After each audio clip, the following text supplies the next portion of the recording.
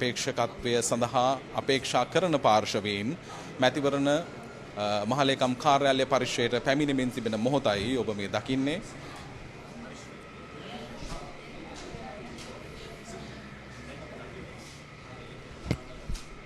வேட்பு மனுக்களை சமர்ப்பிப்பதற்காக இப்பொழுது கட்டுப்பணம் செலுத்திய வேட்பாளர்கள் தேர்தல் ஆணைக்குழுவுக்கு தங்களுடைய வேட்பு மனுக்களை சமர்ப்பிப்பதற்காக வருகை தருவதை நீங்கள் இப்பொழுது காணக்கூடியதாக இருக்கும். ஒருவர் மற்றும் சுயேட்சை வேட்பாளராக 17 பேர் இதுவரையிலும் கட்டுப்பணம் செலுத்தியிருக்கின்றார்கள்.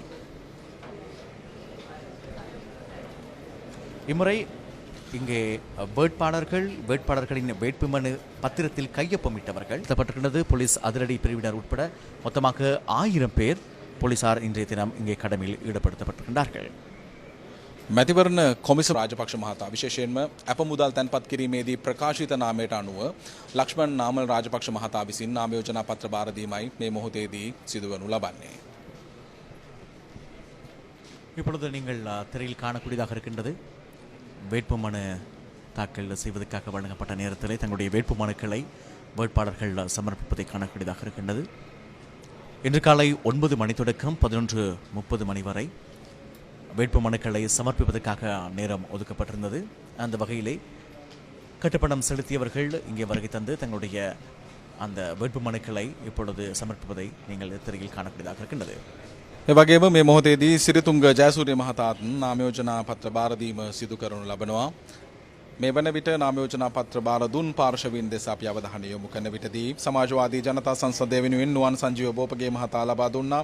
ස්වාධීන අපේක්ෂකයෙකු ලෙසින් චමින්දන් රොද්ද පොල්ගම්පල මහතා ලබා දීම සිදු කරනු අප දුටුවා. එවැගේම ශ්‍රී ලංකා කම්කරු පක්ෂය නියෝජනය කරමින් එස් මිලියන මැතිවරණ කොමිසම විසින් ප්‍රකාශයට පත් කරනවා. ලක්ෂ්මන් නාමල් රාජපක්ෂ මහතා මේ අප මුදල් තැන්පත් කිරීමේදී ප්‍රකාශිත නාමයට අනුව නාමල් රාජපක්ෂ මහතා මේ මොහොතේදී තමන්ගේ නාම යෝජනා පත්‍ර බාර දෙන්නේ ශ්‍රී ලංකා පොදු ජන පෙරමුණ නියෝජනය කරමින් ජනාධිපති අපේක්ෂකයෙකු ලෙසයි. ஸ்ரீலங்கா பொதுஜன பெரமுன கட்சியின் சார்பாக நாமல் ராஜபக்ச அவர்கள் தங்களுடைய வேட்புமனு பத்திரங்களை கையளிப்பதை நீங்கள் திரையில் காணக்கூடியதாக இருந்தது. 11:30 மணி வரை இவர்களுக்காக இந்த வேட்புமனுக்களை சமர்ப்பிப்பதற்காக அனுமதி வழங்கப்பட்டிருக்கின்றது. அத்தோடு ஆட்சேபனைகளை முன்வைக்க 2019 ජනාධිපතිවරණය ගත්විටදී ලියාපදිංචි සංඛ්‍යාව මිලියන 15ක් 1,99,92,096ක් ලියාපදිංචි ඡන්ද පැවතියා. එයින් ප්‍රකාශිත ඡන්ද බවට පත්ව තිබුණේ මිලියන 13යි. ඒ අනුව 2019 වර්ෂයේදී ජනාධිපති ධූරය ලැබවීම සඳහා ජයග්‍රහණය හිමි වූයේ ශ්‍රී ලංකා පොදු ජන පෙරමුණටයි. මෙවර ශ්‍රී ලංකා පොදු ජන පෙරමුණේ ජනාධිපති අපේක්ෂකයා ලෙස නාමල් රාජපක්ෂ මහතා ඉදිරිපත් වෙන්නේ.